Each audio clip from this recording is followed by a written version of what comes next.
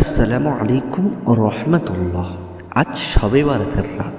আজকে কিভাবে মুনাত করতে হবে, শবে বারাতের দিন কিভাবে মুনাত করলে মহান আল্লাহ তাআলা রব্বুল আলামিন আপনার দোয়াটা কবুল করবেন, জীবনে যত গুনাহ করেছেন আল্লাহ পাক রব্বুল আলামিন সাথে সাথেই মুক্তি করে দেবেন।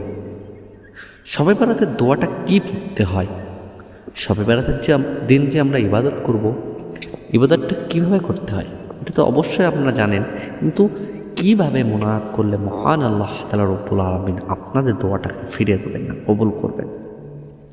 কারণ অনেক মুসলমান ভাই ও বোনেরা আছে, তারা সঠিকভাবে জানে না শবে বারাতের দিন কীভাবে মুনাত করতে হয়।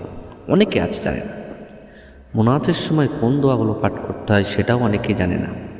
তাই জন্য আমি সকল মুসলমান ভাই ও বোনেদের কাছে রিকোয়েস্ট করে বলবো, আজকের এই ভিডিওটা প্রথম থেকে শেষ পর্যন্ত দেখবেন, কারণ আজকে আমরা জানবো শবে বারাতের মুনাত।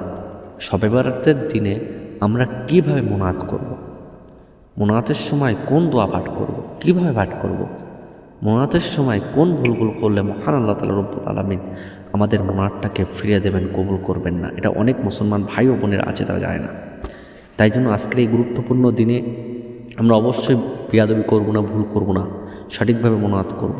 তাই জন্য আমি সকলকে রিকোয়েস্ট করব ভিডিওটা শেষ পর্যন্ত দেখবেন, তাহলে জানুন কীভাবে মুনাত করতে হয়, এটাকে জানুন।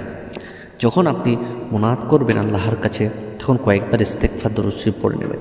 তারপরে আপনি যখন হাত তুলে দোয়া করবেন, সর্বপ্রথম আল্লাহর শুকরিয়া আদায় করে নেবেন, আলহামদুলিল্লাহি রাব্বিল আলামিন পাঠ করবেন।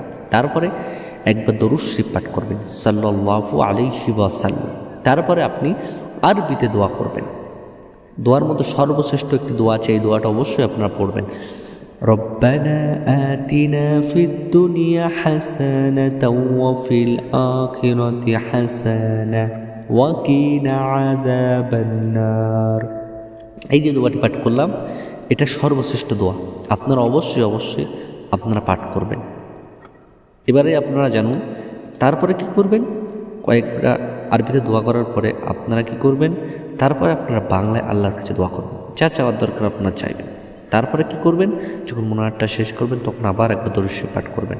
তারপর আপনি মুনাতটা শেষ করবেন। মুনাতের সময় যে ভুলটি করলে মহান আল্লাহ তাআলা রব্বুল আলামিন আপনার মুনাতটা সাথে সাথে ফিরিয়ে দেবেন, কবুল করবেন না, সেই ভুলটি হলো তাড়াহুড়ো করে কেউ মুনাত করবেন না। যদি তাড়াহুড়ো করেন আপনার দোয়া আল্লাহ পাক রব্বুল আলামিন কবুল করবেন না। আশা করি বুঝতে পেরেছেন।